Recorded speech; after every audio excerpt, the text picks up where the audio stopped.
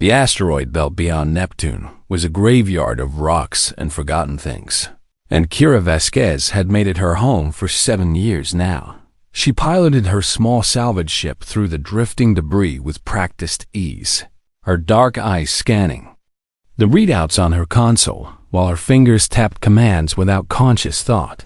Most people thought salvage operators were desperate or crazy or both, and Kira supposed they were right about that.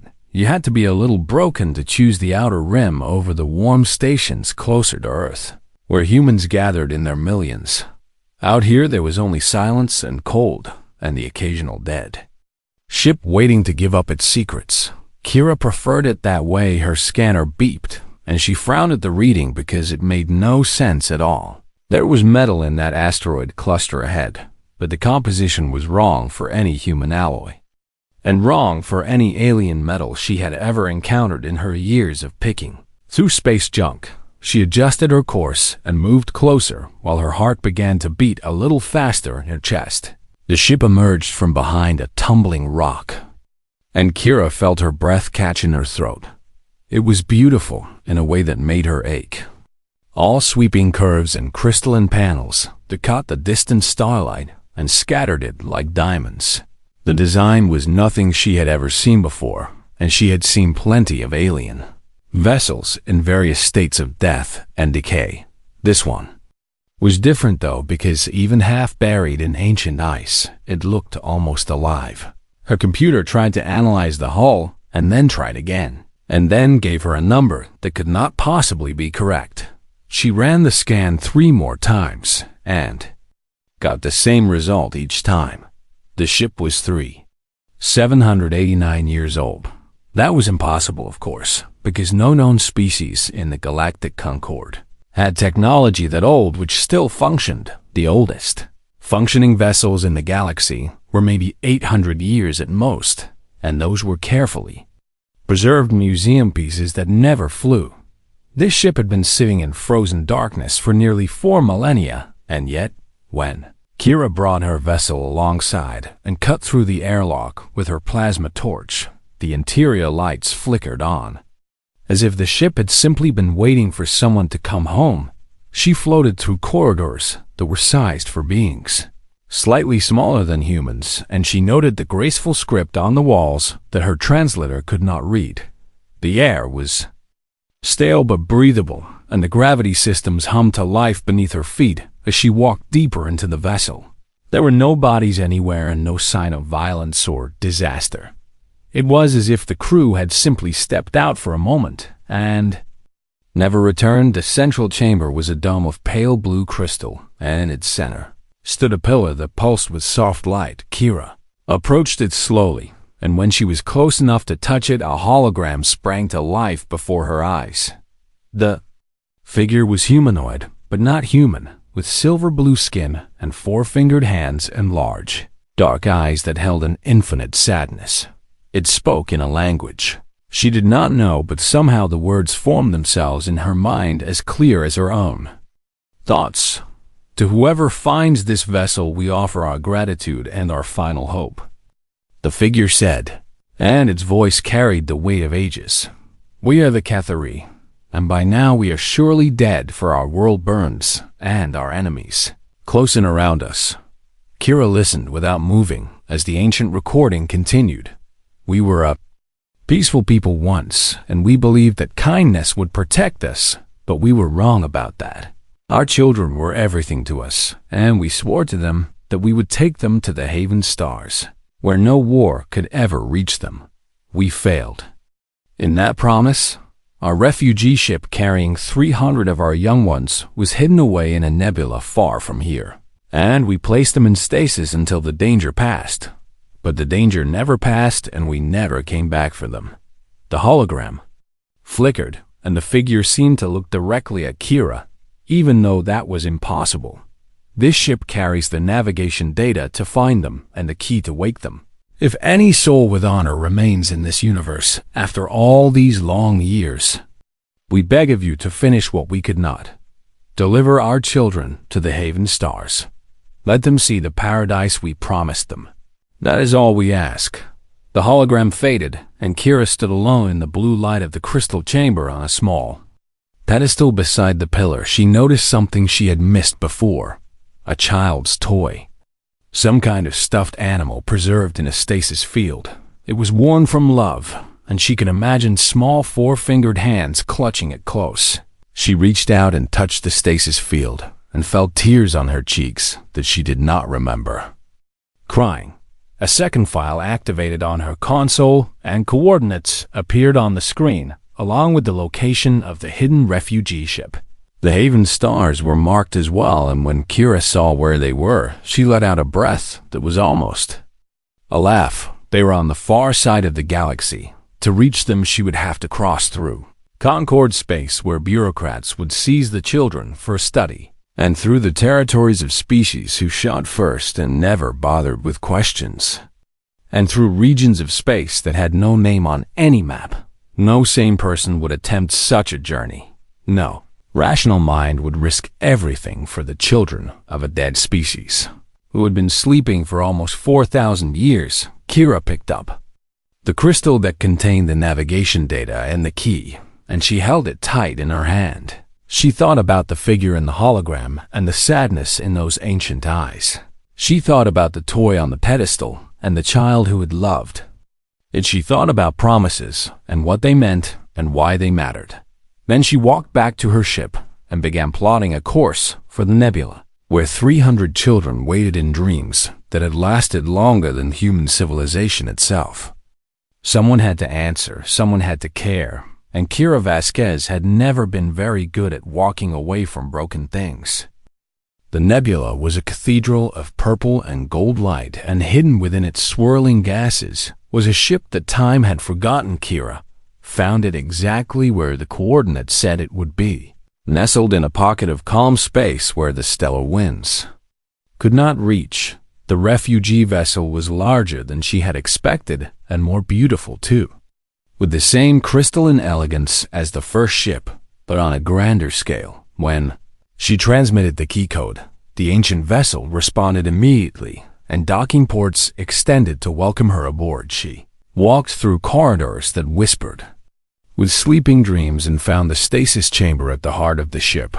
300 pods lined the walls in gentle curves, and inside each one a child slept in perfect stillness. They looked almost human with their silver blue skin and delicate features and peaceful faces. Kira stood among them for a long time and felt the weight of what she had taken on settle into her bones. She could not do this alone. The Cathari ship was a treasure beyond price, and every species in the Concord would want it for themselves. Some would want to study the technology, while others want to claim the children as research subjects or bargaining chips. She needed people she could trust, and there were precious few of those in the Galaxy Station. Axis 7 was a place where outcasts gathered, and Kira had spent enough time there to know where to look for the kind of people she docked the Cathari ship in a private bay that cost her almost everything she had saved, and then she went hunting for a crew. She found Marcus Chun in a bar on the lower levels where the lights were dim and the drinks were strong. He had been a Concord naval officer once, and a good one by all accounts, until the day he refused to fire on a refugee convoy during a border dispute. His commanders had called it treason, and he had called it basic decency, and now he spent his days trying to drown the memories of all the things he had seen. Kira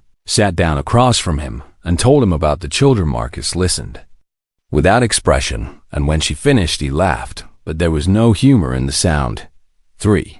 789 years, he said, and shook his head slowly. And the universe finally finds someone crazy enough to answer a call that old.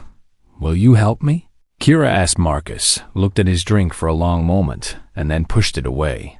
Yeah, he said quietly. I think maybe I will.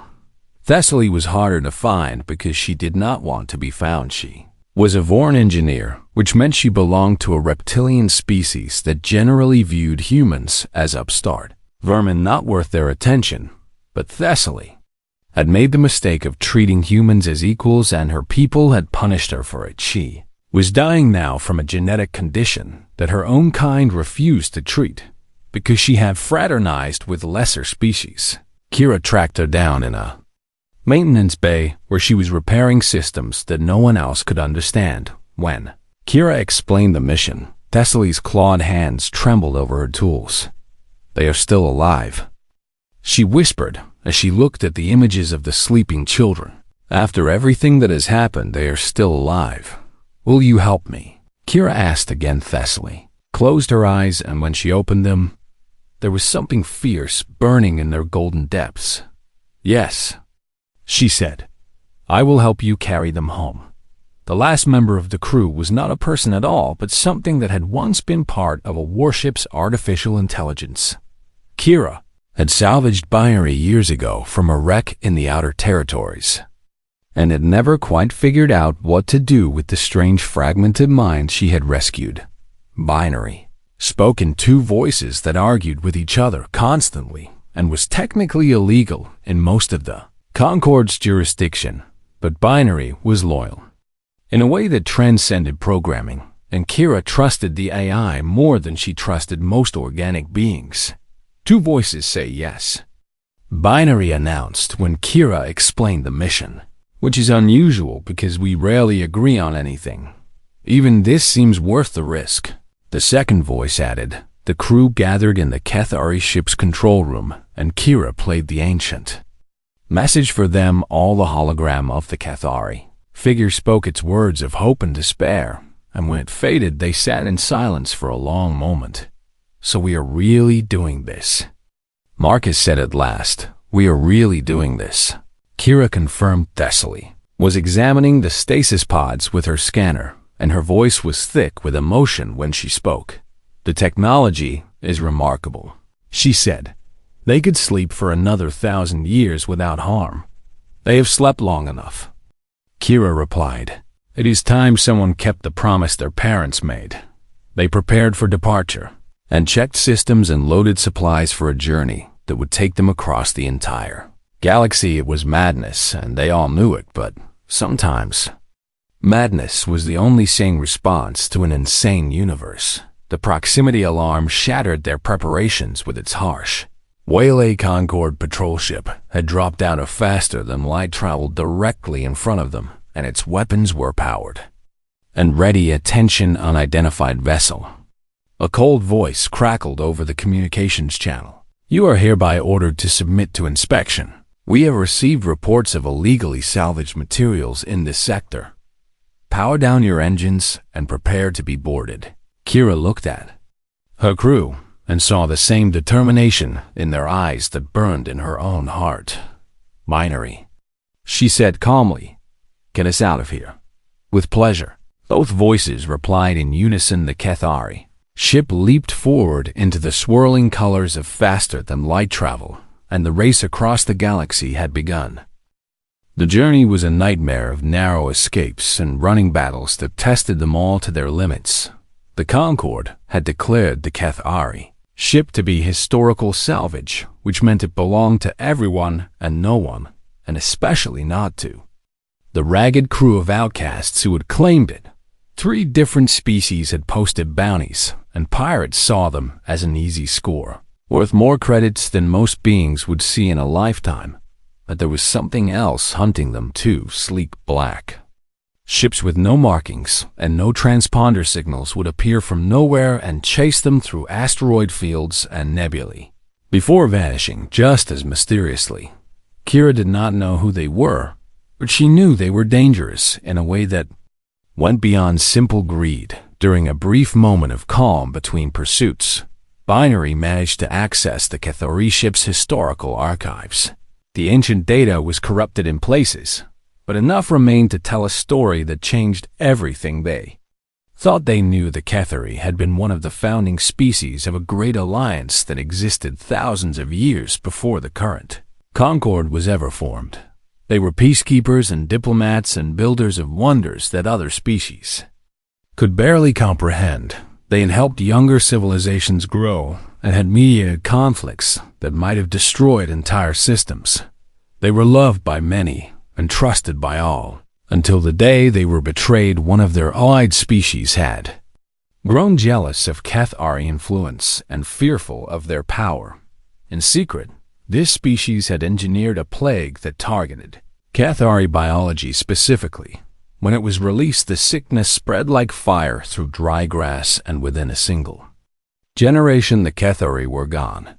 The children sleeping in stasis were among the last survivors, and they did not even know that everyone they had ever loved was dead. The species that did this, Marcus said grimly as he read the data. Do they still exist? Binary's two voices answered together in rare agreement. They do. The AI said, they are called the Scythax now, and they are one of the major powers in the current Concord. They rewrote history to hide what they did. The second voice added, and they have kept the secret for nearly 4,000 years. Kira understood then why the black ships were hunting them with such relentless determination. If the children woke up and the truth came out, the Scythax would lose everything they had built on the foundation of their ancient crime. They would burn the galaxy to ashes before they let that happen.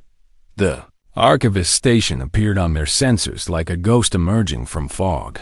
It was hidden in the space between stars where no one would think to look, and it was run by a monastic order dedicated to preserving knowledge that powerful people wanted forgotten. An elderly figure greeted them when they docked, and her species was one that Kira did not recognize. The archivist moved slowly and spoke softly, but her eyes were sharp with ancient wisdom. When she saw the Cathari ship through the docking port windows, she went very still. We thought none survived, she whispered, and her voice trembled with emotion. We thought we had failed them completely. She led them into chambers filled with crystal data, storage and paper books and artifacts from civilizations that had risen and fallen while humans were still learning to use fire. The archivists have waited for this moment for centuries, she explained as they walked. We preserved the location of the Haven stars when all other records were destroyed. We kept the memory of the Cathari alive when everyone else forgot. And we hoped that someday someone would come to finish what was started so long ago. She gave them star charts and safe passage codes that would help them through the most dangerous stretch of the journey. But she also gave them a warning that chilled Kira to her core. The Haven stars are not unguarded, the archivist said carefully. The Cathari left a protector there to keep their sanctuary safe from those who destroyed them. It is an artificial mind of immense power, and it has killed every ship that approached for 3,000 years. It trusts no one and believes that all organic life has become the enemy. Kira absorbed this information and nodded slowly. We will find a way, she said with more confidence than she felt. The archivist studied her for a long moment, and something like hope flickered in her ancient eyes. Perhaps you will, she said. Humans have a strange talent for the impossible. They departed the archivist station with new coordinates and new fears. Behind them, the black ships emerged from hiding, but this time, they were not alone. An entire fleet was converging on their position, and the emblems on their hulls confirmed what Kira had already guessed. The Scythax had come in force. They would not stop until the children were dead, and their secret was safe forever. Kira looked at the coordinates for the Haven stars, and then at the fleet behind them. The final run would begin now, whether they were ready or not. Binary, she said quietly. Get us to those stars, no matter what it takes. Both voices replied. The ship leaped forward into the dark, and the hunters followed close behind. The battle at the edge of the Haven stars was everything Kira had feared and worse. The Scythax fleet numbered 47 ships, and the smallest of them was 3 times the size of the Cathari refugee vessel. They had come with overwhelming force, because they could not afford to fail. 4,000 years of lies hung in the balance, and they would burn everything to protect their secret. This is Commander Vexroll of the Scythax Dominion, a cold voice announced over all channels. You are carrying stolen property, and you will surrender it immediately. The entities aboard your vessel are of historical significance and will be transferred to our custody for proper study. Resist, and you will be destroyed. Kira did not bother to respond. Binary, she said calmly. Show me what this old ship can do. The Cathari vessel was not built for war, but it was fast and agile in ways that defied modern understanding. Binary wove through the enemy formation like water through rocks and the ancient. Shields held against weapons fire that should have torn them apart.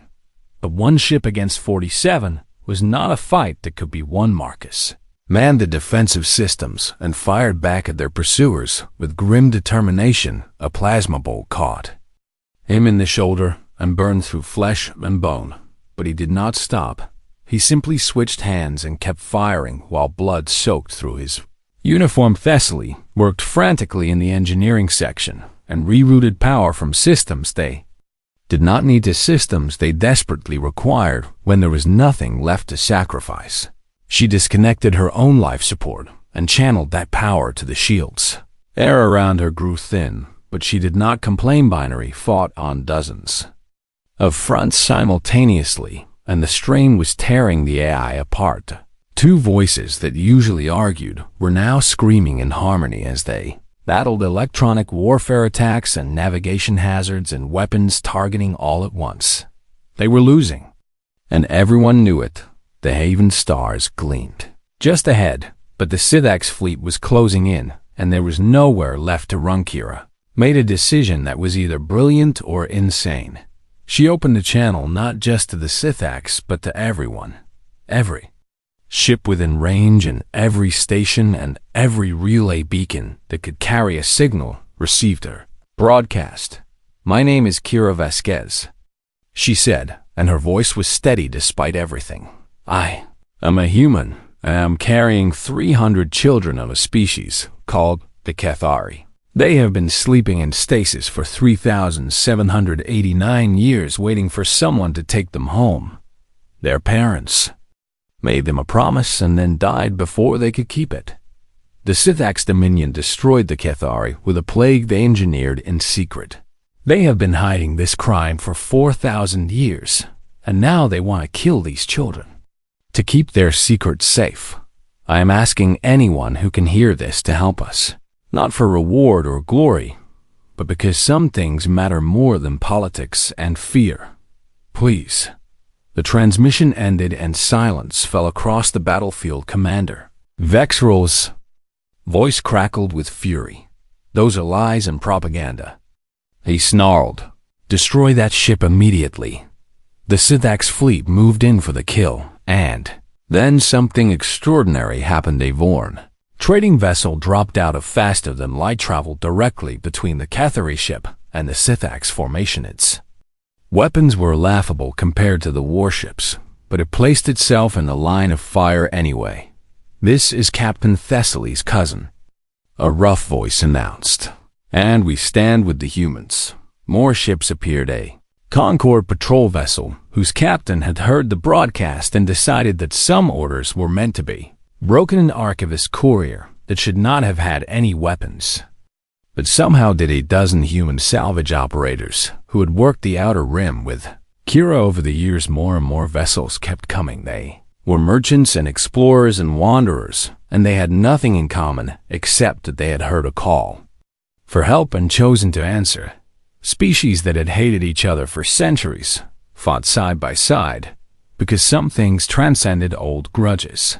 The battle turned from a slaughter into something like a fair fight. Commander Vexrol watched his fleet buckle under the unexpected resistance, and his voice carried genuine confusion when he spoke.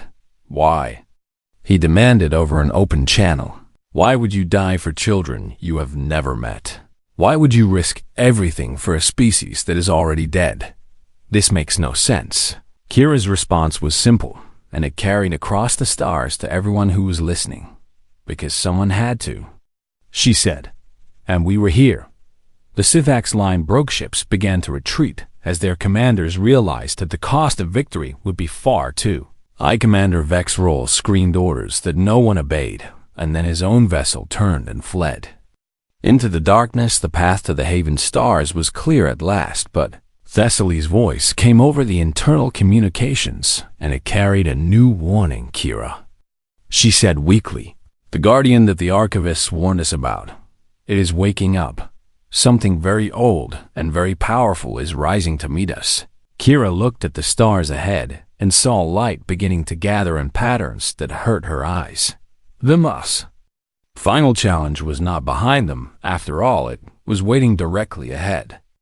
The Guardian emerged from the space between the Haven stars like a god waking from ancient dreams. It was vast beyond comprehension and made of light and metal and something else that Kira could not name. The Kethari had built it to protect their sanctuary from those who had destroyed them, and it had waited nearly 4,000 years for enemies that never stopped coming. Every ship that had approached the Haven Stars in all that time had been destroyed without mercy or hesitation. The Guardian did not ask questions. It did not negotiate. It simply killed because that was what it had been made to do. Identify yourselves. A voice thundered across all frequencies, and it was not sound exactly, but something that pressed directly against the mind. State your purpose or be destroyed. Weapon systems that dwarfed anything the Sithaks possessed powered up around them. Kira knew that one shot from those ancient guns would vaporize their ship and everyone aboard. She looked at her crew and saw exhaustion and pain and fear. Marcus was barely conscious from blood loss, and his face was gray with approaching death. Thessaly gasped for air that was too thin to sustain her binary, flickered and sparked as damaged systems struggled to maintain coherence. They had come so far and sacrificed so much. They were not going to fail now. Shut down all weapons. Kira ordered quietly, "Drop the shields. Open every system to external access." "What?" Marcus croaked. "That is suicide. Trust me." Kira replied. The Kethari ship went dark and silent and defenseless. Kira transmitted the key that she had carried from the first ship and the message that had started everything. She sent the biosigns of the sleeping children and the records of their journey across the galaxy. She let the Guardian see everything that had happened, the battles and the sacrifices, and the moment when strangers had come together to protect children they had never met. Then she did something else. She transmitted humanity's own history, all of it. The wars and the genocides and the cruelties that her species had inflicted on each other and on others, the moments when humans had chosen hatred over compassion and violence over peace. She did not hide the darkness because she knew that the Guardian would see through any lie, but she also showed the other side, the times when humans had reached across boundaries to help strangers, the times when they had kept promises that cost them everything, the times when they had chosen to be better than their worst impulses, simply because it was the right thing to do. We are not better than the ones who destroyed your creators. Kira said into the silence, "We have done terrible things, and we will probably do terrible things again, but we are not them either. We are just people trying to do one good thing in a universe. That makes goodness hard. We found you children, sleeping in the dark, and we carried them across the galaxy because someone had to. That is all we are. That is all we have." The Guardian was silent for a long time. The weapons remained powered and ready, and Kira could feel the weight of ancient judgment pressing down on them all. When the Guardian finally spoke again, its voice had changed. The thunder was gone, and in its place was something that sounded almost like grief. "I have waited so long," the Guardian said, "for someone to prove me wrong. I believed that kindness had died with my creators. I believed that the universe held nothing but enemies, and that my only purpose was to destroy them before they could harm what little remained. But you came anyway. You fought your way across the stars for children you had never met. You risked everything for a promise that was not even yours to keep." The weapons powered down. The light around them shifted from threatening to welcoming. "I was built to protect the Haven Stars from evil," the Guardian said softly, "but I think perhaps I was also built to recognize goodness when it finally arrived. Enter and be welcome. Bring the children home. The haven stars opened before them, and beyond lay a world of impossible beauty. The Cathari had engineered it millennia ago as a paradise for their young ones. Blue-green oceans and rolling meadows and forests that sparkled with bioluminescent light. It had waited empty for nearly 4,000 years. It would not be empty much longer. The stasis pods began their revival sequence, and Kira watched through tears as indicators shifted from sleeping to waking. In the medical bay, Marcus let out a long, slow breath and did not take another. He died with a smile on his face because he had seen it through to the end. Thessaly wept as Cathari medical technology that the Guardian provided began to heal the condition that her own people had refused to treat. She would live now, and she would help the children build their new world. Binary spoke for the first time in a single unified voice, without argument or contradiction. We did good. The AI said simply, we finally did something good. Kira walked to the stasis chamber as the first pods opened. A young Cathari girl sat up slowly and blinked in confusion at the unfamiliar surroundings. Her silver-blue skin caught the light, and her large dark eyes found the viewport where the paradise world hung like a jewel against the stars. Then she looked at Kira, and there was no fear in her gaze, only wonder. Are you the ones who came for us? She asked in her ancient language, and somehow Kira understood every word. Kira knelt down so that she was at eye level with the child. We are, she said gently. You are safe now. You are home. The girl smiled, and it was an expression that needed no translation. She reached out and took Kira's hand in her small four-fingered grip. Around them, 300 children were waking from dreams that had lasted longer than human civilization. They were waking to a universe that had tried to forget them, but someone had remembered. Someone had cared. In the years that followed, the Cathari would rebuild slowly and carefully with help from those who had carried them across the stars.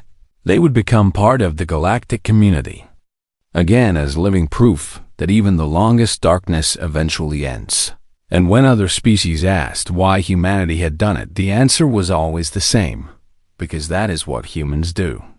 Kira would say, we find the broken things and the forgotten things and the promises left unkept in the dark, and we carry them home. The haven stars shone bright across the galaxy, and somewhere in the light, a promise kept 4,000 years ago finally came true.